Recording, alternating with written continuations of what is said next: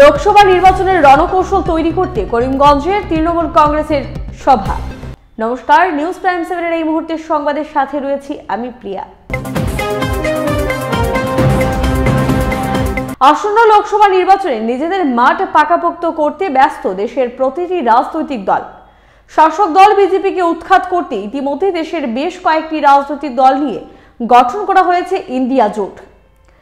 আর India জোটের অন্যতম শরিক দল হচ্ছে পশ্চিমবঙ্গের মুখ্যমন্ত্রী মমতা বন্দ্যোপাধ্যায়ের দল তৃণমূল কংগ্রেস। সেই তৃণমূল কংগ্রেসের সাংগঠনিক শক্তি বৃদ্ধি করতে করিমগঞ্জের লোকসভা আসনের আনাচে কানাচে ছুটে বেড়াচ্ছেন দলীয় নেত্রী তথা শিলচরের প্রাক্তন সাংসদ সুস্মিতা দেব এবং রাজ্য কমিটির সম্পাদক বদরুল ইসলাম বড়ভূইয়া সহ জেলা সভাপতি আইনজীবী আব্দুল রশিদ। আজ মাইজদিহিস্থিত এক বিবাহ ভবনে জেলা সভাপতি আইনজীবী রশিদ আহমেদের নেতৃত্বে এক সাংগঠনিক সভার আয়োজন করা হয়।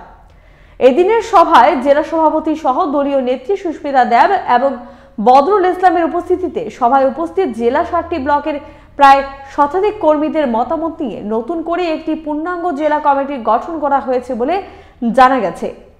তাছাড়া এদিন বিভিন্ন ব্লকের কনভেনর কমিটিও গঠন করে দিয়েছেন সুস্মিতা দেব এবং বদরুল ইসলাম।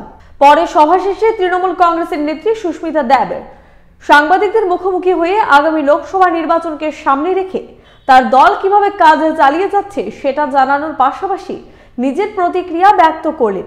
Bureau report, news prime 7। News prime 7 এর অন্যান্য আপডেট পেতে নিউজ প্রাইম 7 এর ফেসবুক পেজটি ফলো, লাইক এবং শেয়ার করুন। আমাদের ইউটিউব চ্যানেলটি দেখে থাকলে ইউটিউব চ্যানেলটি সাবস্ক্রাইব করুন।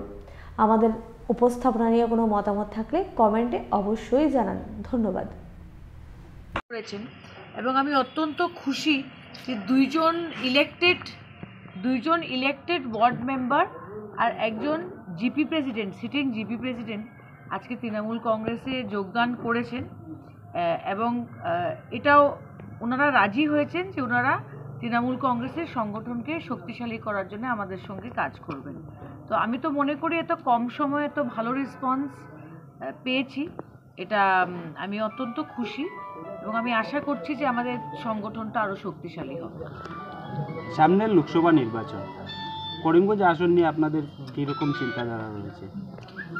যখন আমাদের স্টেট প্রেসিডেন্ট রিপুন বোরাজি এসেছিলেন, আমাদের আলগাপুরে একটা সভা হয়েছিল, তখন উনি বলেছিলেন যে সিট শেয়ারিংয়ে আমরা 5টা সিট চাইছি, সেটার মধ্যে একটা করিমগঞ্জ সিট। এটা আমাদের দলের নেতারা সিদ্ধান্ত নিবে সিট শেয়ারিংয়ে। তো সিট শেয়ারিংয়ে কে সিট পাবে এই মুহূর্তে সেটা ঠিক হয়নি, কিন্তু আমি একটা জিনিস বলতে চাই যে প্রস্তুতি আমাদের নিতে হবে, নাম্বার 1। আর নাম্বার 2, আমরা তো শুধু লোকসভা খেলতে আসিনি, আমরা আগামী দিনে পৌরসভাতে দাঁড়াবো, পঞ্চায়েতে দাঁড়াবো, এমএলএতে দাঁড়াবো। আর দেখ, গণতন্ত্র শক্তিটা কি? গণতান্ত্রিক দেশে সব দলের অধিকার আছে সবখানে গিয়ে সংগঠন তৈরি করা। আর ইলেকশনে সিট কে পাবে কে না, এটা মমতাদি দেখবেন। মমতাদি যে নির্দেশ দেবেন সেই নির্দেশ মেনে আমরা চলবো। আজকে করিমগঞ্জে কি মানে শুধু ব্লক লেভেল না ডিস্ট্রিক্ট লেভেল কমিটি করে? আজকে ডিস্ট্রিক্ট কমিটিটা তৈরি হয়েছে এবং ডিস্ট্রিক্ট কমিটির মধ্যে থেকে 8 জন দায়িত্ব নিয়েছেন যে ওরা ব্লক কমিটিগুলো তৈরি করবেন নেক্সট 7 দিনের মধ্যে। আর আমি এটা ক্লিয়ারলি বলে দিয়েছি যে কাগজের সংগঠন আমি অনেক বছর করে সেরেছি, দেখে এসেছি। আলমারিতে ফাইল থাকে, ফাইলের মধ্যে কাগজ থাকে, কাগজের মধ্যে নাম থাকে, আর সময় মতো একজনও থাকে না। আমি বলছি ছোট্ট কমিটি করেন, কিন্তু পরিশ্রম যারা করবেন এরকম মানুষকে তৃণমূল কংগ্রেসে আনতে। সিট শেয়ারিংয়ে যদি করিমগঞ্জ আসনটি তৃণমূলকে দেওয়া হয় তাহলে ক্যান্ডিডেট কে হতে পারে? দেখেন, ক্যান্ডিডেট আমি ঠিক করতে পারবো না, এটা মমতা বন্দ্যোপাধ্যায় ঠিক করবে, এটা রিপুন বোরাজি ঠিক করবে। আর এটার মধ্যে আমার নাম আসছে, বদুল ভাইয়ের নাম আসছে, আমাদের এটা পত্রপত্রিকাতে আপনারা দেখেছেন। কিন্তু আমি স্পষ্টভাবে বলে দিলাম, ক্যান্ডিডেট নিয়ে এখন আলোচনার সময় হয়নি। প্রথম হলো আমাদের সিট শেয়ারিং নিয়ে আলোচনা হবে। আর সত্যি বলতে গেলে আমাদের ব্র্যান্ড হলো মমতাদি, আমাদের ব্র্যান্ড হলো জোড়া ফুল। তো আমি মনে করি যে আমাদের ক্যান্ডিডেট এখান থেকে হলে মমতা বন্দ্যোপাধ্যায় করিমগঞ্জে এসে প্রচার করবেন, আর মমতা বন্দ্যোপাধ্যায়ের দিকে তাকিয়ে আস্থা রেখে আমার আমার বিশ্বাস যে মানুষ তৃণমূল কংগ্রেসকে সমর্থন করবে। সমস্ত রাজ্যের মধ্যে করিমগঞ্জকে কেন এত গুরুত্ব দিলেন আপনারা? একদম না, আমরা 4টা সমষ্টি নিয়ে লড়ছি। একটু বেশি গুরুত্ব দিচ্ছেন করিমগঞ্জ। আরে আমি বরাকে থাকি, আমি করিমগঞ্জে কাজ করব না তো কি আমি গিয়ে কোকড়াঝাড় যাব নাকি? এটা আমার বাড়ি, বরাক তো আমার বাড়ি। শিলচরে তো আমি 1 বছর থেকে করছি, শিলচর আমি মোর দেন 1 বছর থেকে সংগঠন করছি। করিমগঞ্জে হাইলাকান্দিতে অলরেডি সংগঠন ছিল, করিমগঞ্জে আমাদের 2-3 জনের সঙ্গে আলোচনা চলছিল, আমি নাম বলতে চাচ্ছি না, কিন্তু এখন যখন বদরুলের অ্যাপয়েন্টমেন্ট হয়েছে 2022-তে, বদরুল করিমগঞ্জের চার্জে আজকের থেকে না, বদরুল ভাই 2022 থেকে যেদিন থেকে কমিটি হয়েছে, কিন্তু আমরা গুরুত্ব প্রত্যেকটা সমষ্টিকে দিই। হ্যাঁ, সুস্মিতা রিপুন বোরা আমাকে দায়িত্ব দিয়েছে করিমগঞ্জের সংগঠনটা নিয়ে বদরুল ভাইকে সাহায্য করা, সেটা আমার ডিউটি, আমি পালন করছি। দেখা গেছে করিমগঞ্জের জেলার সাথে সাথে অন্য জেলায় আপনারা ওয়ার্ক করে যাচ্ছেন, কমিটি গঠন করে যাচ্ছেন, কিভাবে সাড়া পাচ্ছেন আপনারা? খুবই ভালো, আসামে মানুষ একটা বিকল্প খুঁজছে, আর আপনারা দেখেছেন আমাদের ছাড়া অন্যান্য পার্টিরাও আসামে আছে। তো আমি মনে করি যে নতুন করে একটা দল তৈরি করা অনেক পরিশ্রম আছে, অনেক স্যাক্রিফাইস, কমিটমেন্ট লাগে।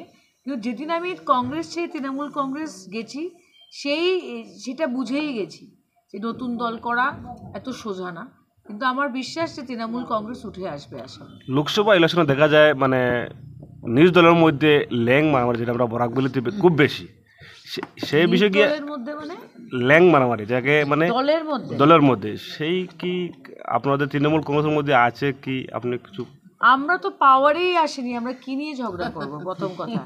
নাম্বার 2 হলো, আমি আপনাকে বলি, আমি নিজে সাংসদ হিসাবে 2014 আর 2019-এর ইলেকশন দেখেছি করিমগঞ্জে, এবং আমি ভালো করে বুঝি যে লাস্ট 2টো ইলেকশন কংগ্রেস কেন হেরেছে, এখানে কংগ্রেস কেন হেরেছে, কিভাবে হেরেছে, কারা কংগ্রেসের 2টা পার্লামেন্টারি ইলেকশন কারা কংগ্রেসকে হারিয়েছে, আমার সব জানা আছে। কিন্তু এখন এইগুলা নিয়ে আলোচনা করে লাভ নেই। আমাদের যুদ্ধ ভারতীয় জনতা পার্টি এবং AIUDF-এর সঙ্গে, এবং এই যুদ্ধতে মমতা বন্দ্যোপাধ্যায় আর সোনিয়া গান্ধী এক মঞ্চতে আছেন, আমরা ঠিক সেইভাবে করিমগঞ্জে কাজ করছি, ঠিক আছে। এর আগের মিটিংয়ে রশিদ সাহেবকে প্রেসিডেন্ট বানিয়েছিলাম, এবং উনি বিগত 10-15 দিন সবার সঙ্গে আলোচনা করে, আমাদের ইনচার্জ বদরুল ছিলেন, একটা টিম রেডি করেছেন, যারা ডিস্ট্রিক্ট কমিটিতে অন্তর্ভুক্ত করা হবে ওদের নাম, সেটা নিয়ে একটা আলোচনা সভা ছিল আজকে, সবার মতামত নেওয়া হয়েছে, এবং শীঘ্রই আমরা একটা সুন্দর শক্তিশালী ডিস্ট্রিক্ট কমিটি করিমগঞ্জে ডিস্ট্রিক্টে তৈরি করব, এবং এই ডিস্ট্রিক্ট কমিটির